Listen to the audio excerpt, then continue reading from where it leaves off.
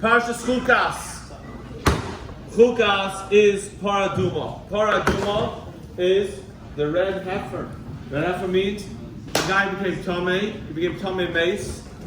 So he has to go to the kohen. He has to go to the kohen, and the kohen says to him, and the kohen sprinkles him with this water, for the paraduma.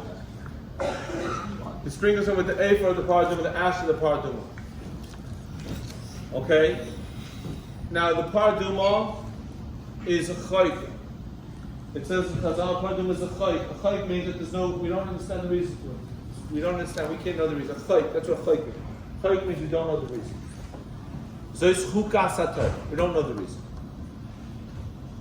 If you look at the bottom of the art scroll, the stone Chumash brings down from Rav Monk. He says that not knowing.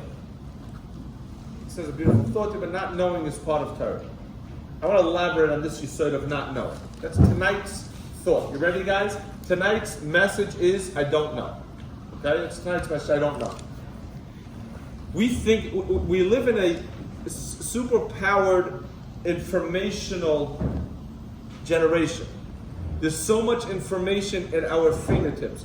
It is high-powered information, but I want to say high-powered, I mean the super speed of the amount of information that we have at our fingertips, we could look up and we could find.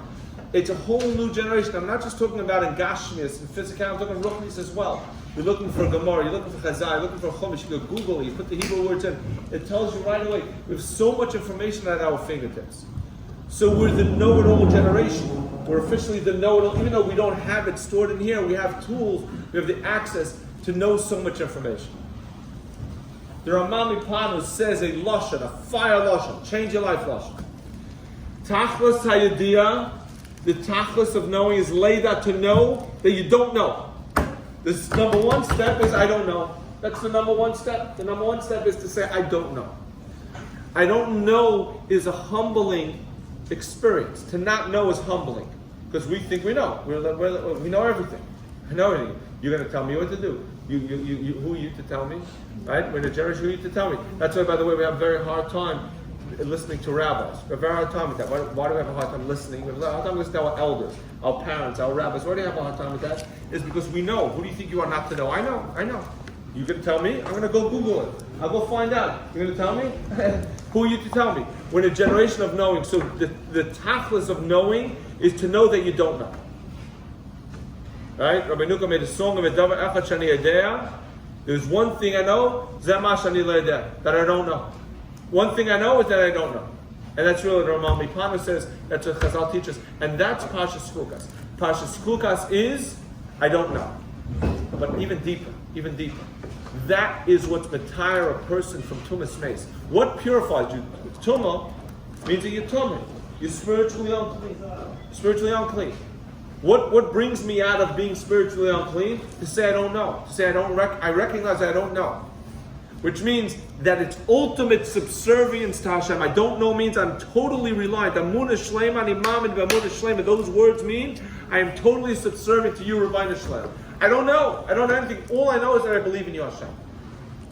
That's the tachlis idea. That's what we live by that. We go to sleep at night, Kabbalah Samach Shemayim. We say Kriya Shema at night. We accept Hashem's sovereignty. We say, Hashem, you are the one and only. We know that it's all about you, Hashem. We get up in the morning, Shema Yisrael. What are we saying? It's all you, Hashem. We go to sleep, we wake up with that. What are we waking up? Going to sleep, waking up? We're subservient to you, Hashem.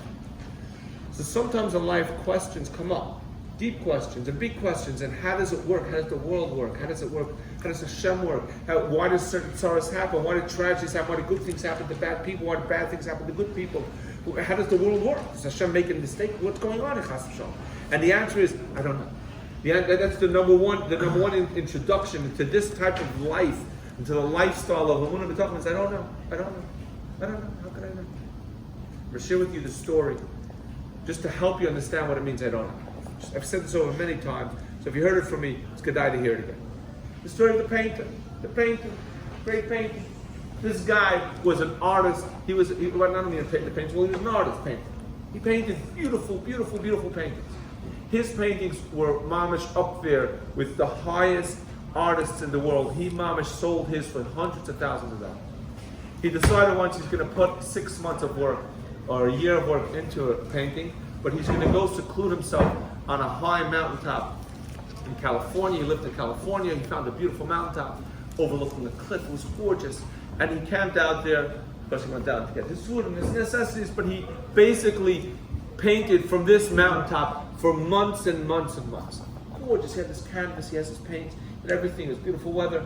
He had his tent. He was all set up, painting and this color, and green and black and blue, and mixing color. It was gorgeous. He finally finishes the painting after a year's time, and he's so excited. He goes to call his dad, his father. He loves his father. He calls his father. He's like, Dad, I want to show you my painting. This is the painting of my lifetime. It's good. I think I can sell this for the most expensive painting probably in the world. He brings his father to look at the painting. His father comes up to the mountaintop, and he comes to look at the painting. And his father's admiring. Oh, son, this is amazing. This is gorgeous. And the son was, the artist was so impressed with his painting, he starts looking at it from different angles, and he sees how beautiful it is. The sun's shining this way. It's even nicer than he realized. And the son says, let me take a few steps back and let me look at it, wow, from a different angle. And he's like, the son is admiring his painting. But behind him is a cliff. It's 3,000 foot cliff right behind him. And he's backing up to the cliff, and his father sees. He's like 2 steps away, 3 steps away from just falling off the cliff, but he's afraid if he screams, he's going to scare him, he's going to fall backwards. So the father's frantic. What do I do? My kid's about to fall off the cliff. How do I save his life? So the father looks around, and he sees all the cans of paint right next to the easel, right next to the big canvas.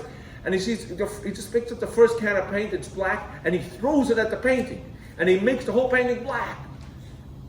Because he knew that his kid would come running to the painting. So his kid came running.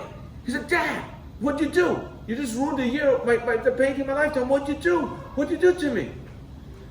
His father puts his hand on his shoulder and he says, Son, I just saved your life. You see that cliff? You almost fell off the cliff. I ruined the painting of your lifetime, but I saved your life. Tzaddikim say that's what happens in the world. We see HaKadosh Baruch Hu Kaviyachol throwing paint. HaKadosh Baruch Hu makes something black. It's a tragedy. This guy loses money. This guy Nabuch has something wrong. He lost. And we say, Hashem, what's going on? Hashem is tapping us on the shoulder. He says, Son, I just saved your life. My son, I just saved your life.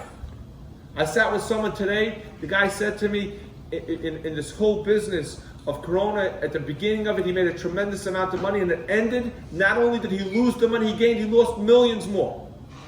And he's sitting with me. He's telling me Amunah today. He's talking to me words of Amunah. I got tremendous chizuk sitting with the guy. Tremendous chizuk. And he understood this message that HaKadosh Baruch Hu sometimes says, Son, I just saved your life.